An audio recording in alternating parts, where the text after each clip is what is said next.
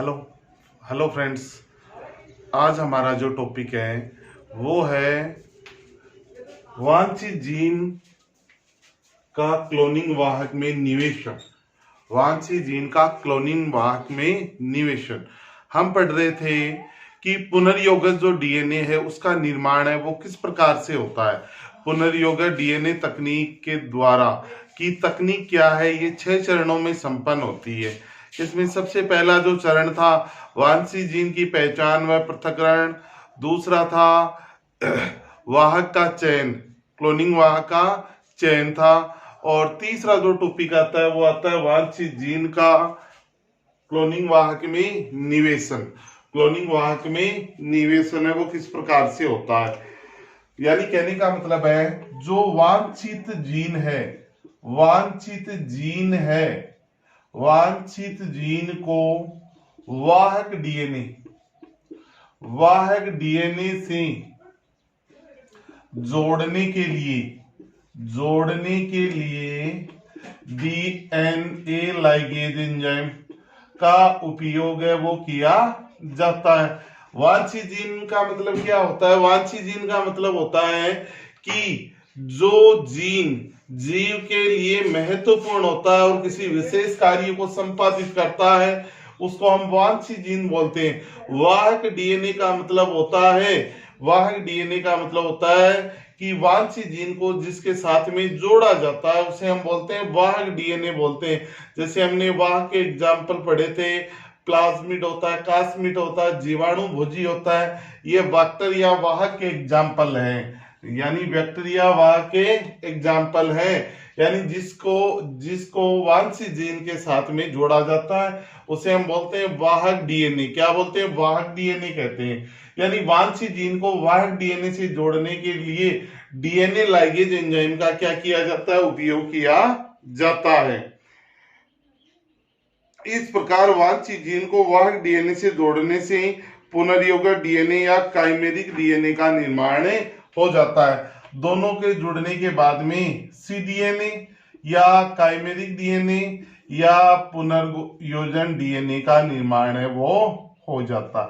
RDNA यानी recombinant DNA बन जाता है। क्या बन जाता है? Recombinant DNA. अब इस डीएनए के बहुगुणन के लिए इसे क्या करते हैं? परपोषी कोशिका में प्रवेश करवाएंगे। परपोषी कोशिका के लिए सामान्यतः इकोलाई जीवाणु का उपयोग है वो सर्वाधिक किया जाता है। तो ये था तीसरा पॉइंट, वांछित जीन का क्लोनिंग वाहक में निवेशन। ठीक है। अब इसमें जो पुनर्योगक डीएनए तकनीक है इसमें आएगा चौथा पॉइंट। चौथा पॉइंट जो आता है वो है पुनर्योगक डीएनए का परपोषी कोशिका में गुणन।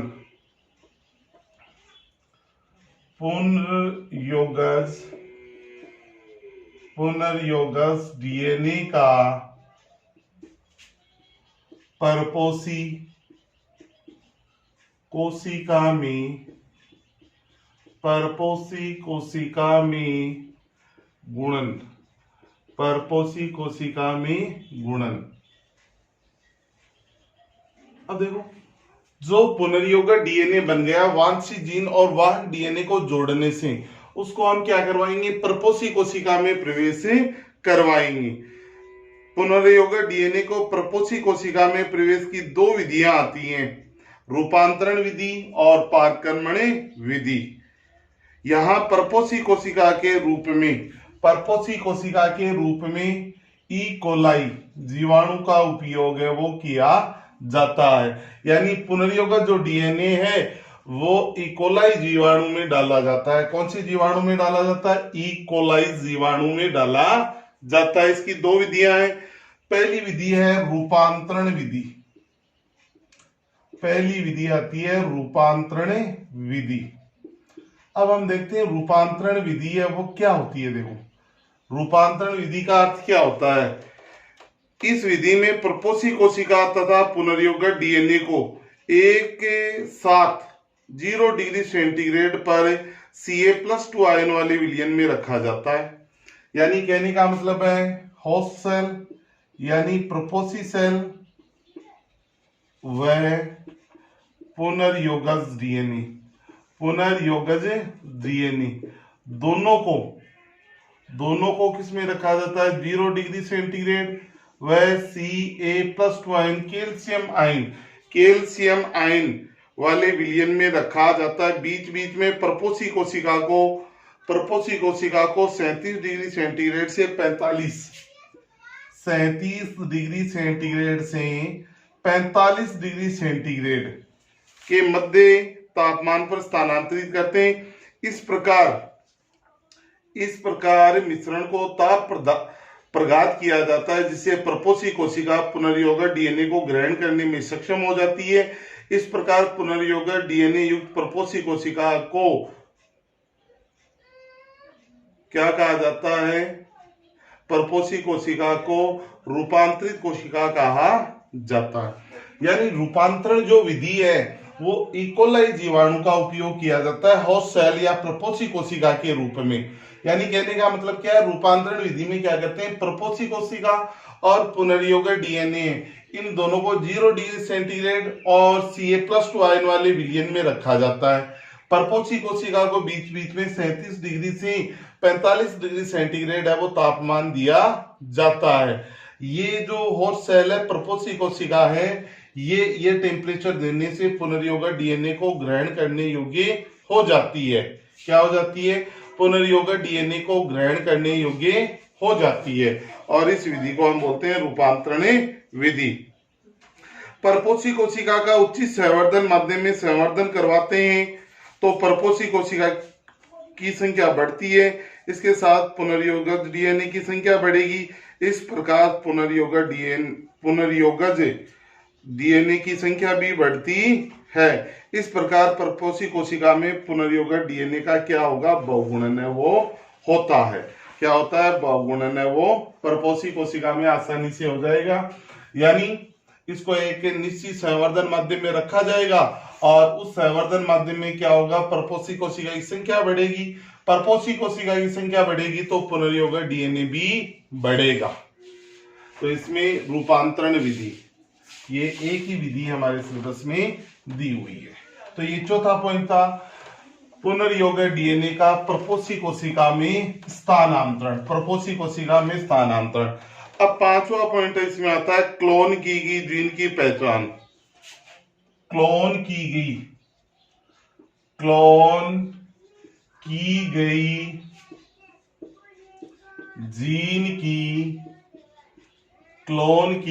जीन की पहचान, वह अन्य जीवों में स्थानांतरण एवं अन्य जीवों में स्थानांतरण,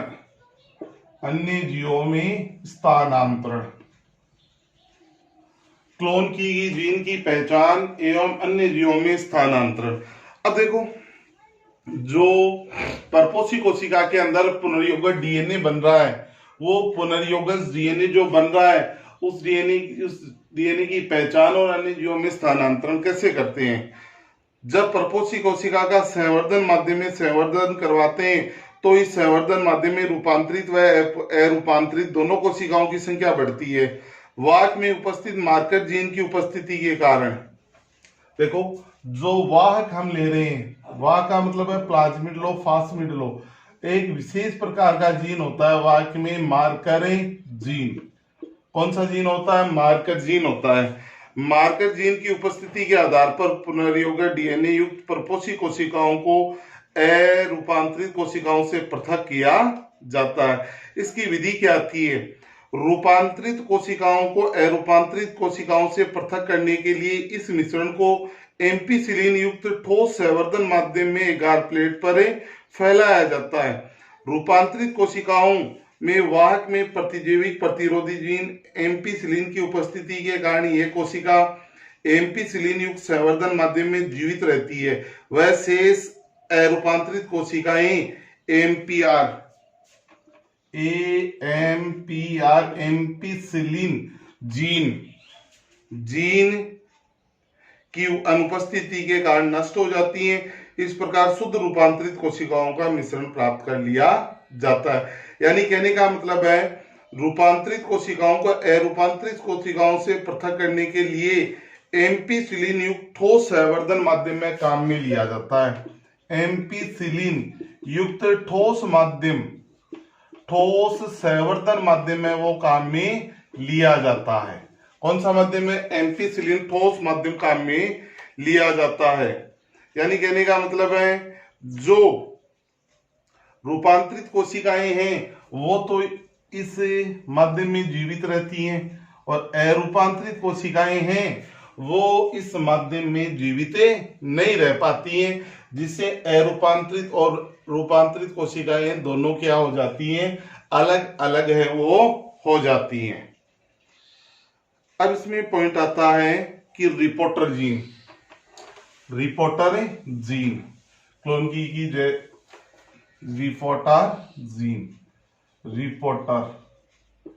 रिपोर्टर जीन। अब बात आती है रिपोर्टर जीन है वो क्या होता है?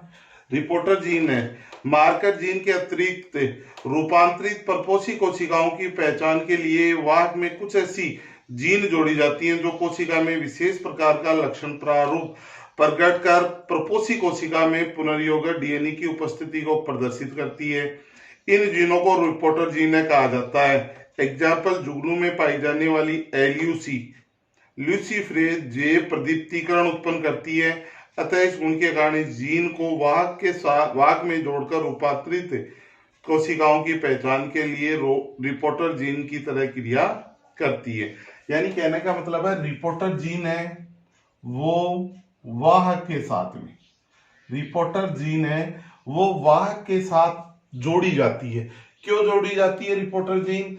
कि जिससे जो रूपांतरित कोशिकाएं या जो पुनर्योगक डीएनए बन रहा है उनकी उपस्थिति का क्या लगाया जा सके, पता है वो लगाया जा सके। यानी रिपोर्टर जीन मार्कर जीन की तरह ही एक जीन होती है जो वाहक डीएनए के साथ या पुनर्योगक डीएनए के साथ में जोड़ी जाती है। इनका इंपॉर्टेंस क्या होता है? ये एक विशेष प्रकार का लक्षण प्रारूप है वो प्रकट करेंगी।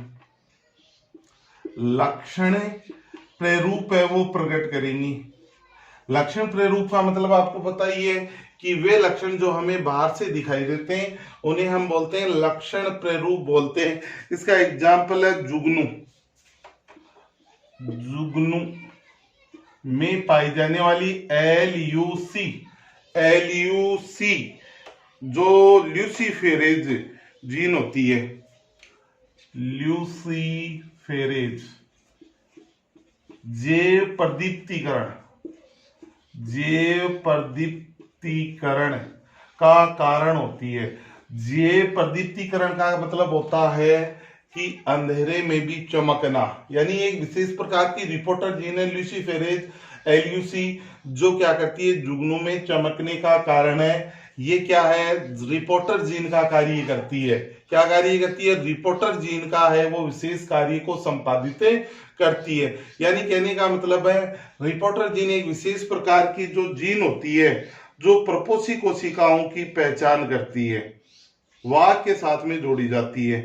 ठीक है, परपोषी कोशिकाओं की पहचान के लिए वाहक जीन में कुछ एक विशेष प्रकार की जीन है वो जोड़ी जाती है जो एक विशेष कार्य को क्या करती है? संपादित करती है। उसे हम कहते हैं रिपोर्टर जीन है वो कहा जाता है।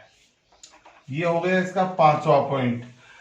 पुनर्योगक डीएनए टेक्निक का जो लास्ट पॉइंट आता है, 6ठा पॉइंट, वो आता है वांछित जीन की अभिव्यक्ति। वांछित जीन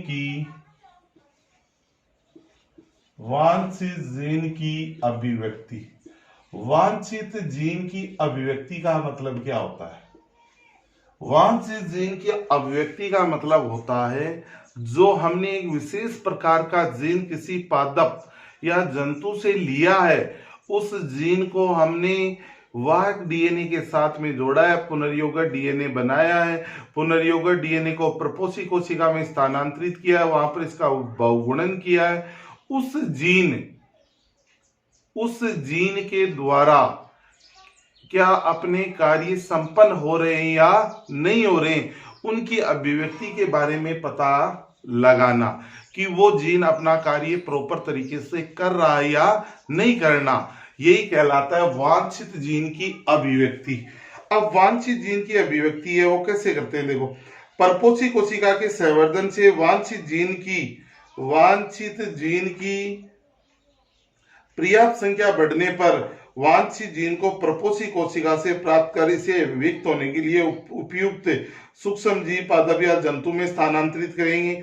जहां वांछित जीन अनुलेखन व अनुवादन द्वारा प्रोटीन के रूप में अपने आप को व्यक्त करती है। एग्जाम्पल है इकोलाई जीवाणु में इकोलाई जीवाणु से इंसुलिन का उत्पादन, यानी इकोलाई जो जीवाणु है इससे इंसुलिन का जो प्रोडक्शन है वो किया जा रहा है।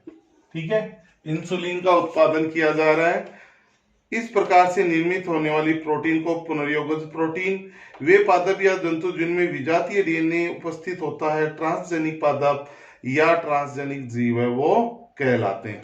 यानी कहने का मतलब क्या है, वांछित जीन की अभिव्यक्ति का मतलब होता है परपोषी कोशिका के संवर्धन के द्वारा हम क्या करते हैं, वांछित जीन है उसकी संख्या को बढ़ाते हैं। वांछित जीन की संख्या को बढ़ाने के बाद में जब वांछित जीन की संख्या पर्याप्त मात्रा में बढ़ जाती है तो हम क्या कर लेते हैं, वांछित जीन को पृथक कर लेते हैं और उस वांछित जीन को पादप या जंतु कोशिका में स्थानांतरित करते हैं और उसके प्रभाव को प्राप्त करते हैं कि उस जीव या पादप में वो अपना कौन सा प्रभाव है वो प्रदर्शित कर रही है। इसे ही हम बोलते हैं वांछित जीन की अभिव्यक्ति।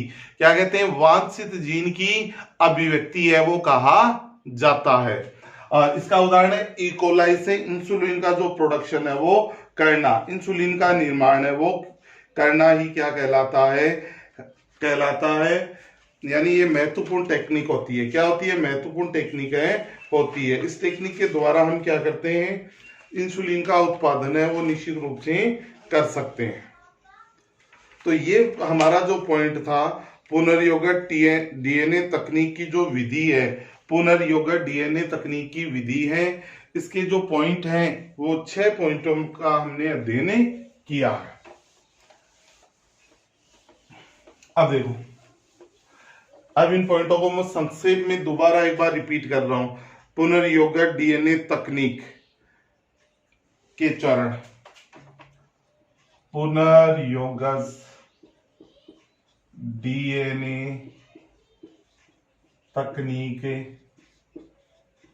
के चरण, पुनर्योगट डीएनए तकनीक के चरण कौन कौन से चरण है। पहला जो चरण आता है पुनर्योगट डीएनए के तकनीक के चरण में वांछित जीन की पहचान, वांछित जीन की पहचान व पृथक्करण। ठीक है, दूसरा आता है इसमें पॉइंट हमारा क्लोनिंग वाहक का चयन, क्लोनिंग वाहक का चयन। थर्ड जो पॉइंट आता है वो आता है वांछित जीन का क्लोनिंग वाहक में समावेश, वांछित जीन का क्लोनिंग वाहक में समावेश। ठीक है, चौथा जो पॉइंट आता है वो आता है पुनर्योगट डीएनए का प्रपोषी कोशिका में गुणन, यानी आरडीएनए का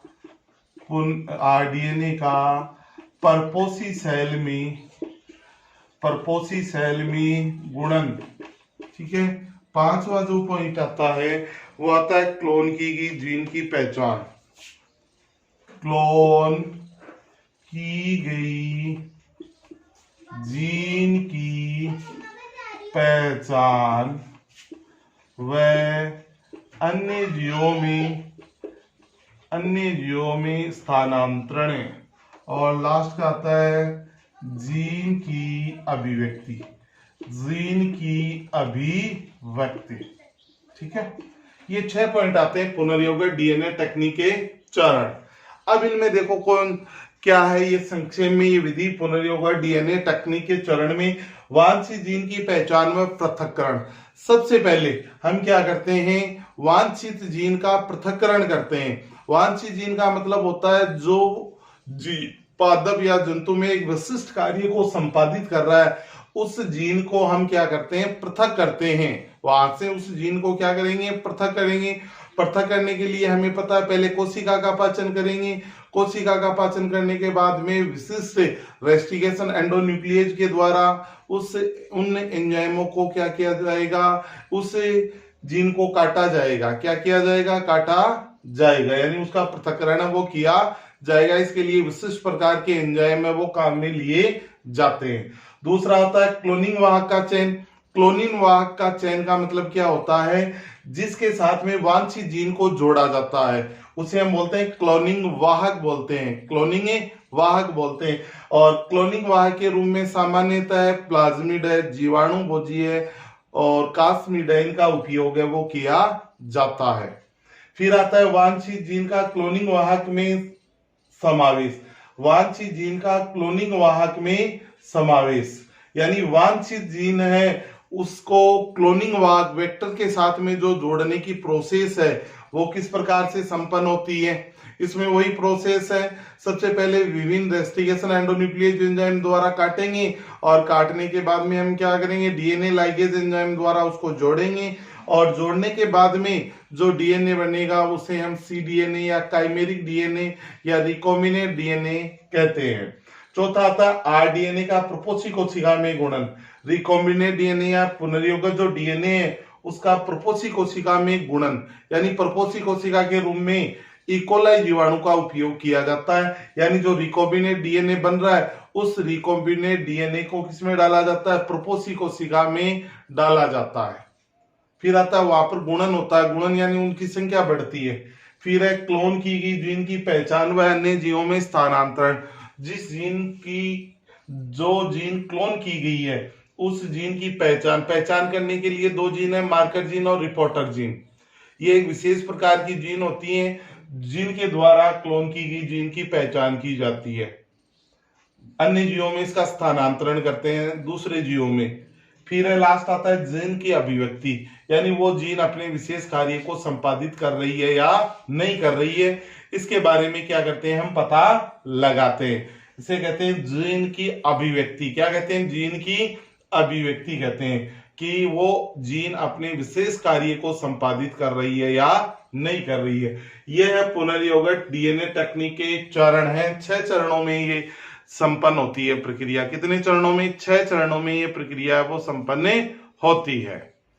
तो आज का जो वीडियो था उसमें इतना ही। नेक्स्ट जो वीडियो आएगा उसमें सी डीएनए कॉम्प्लीमेंट्री डीएनए के बारे में विस्तार पूर्वक हम चर्चा करेंगे। तो ओके, बाय।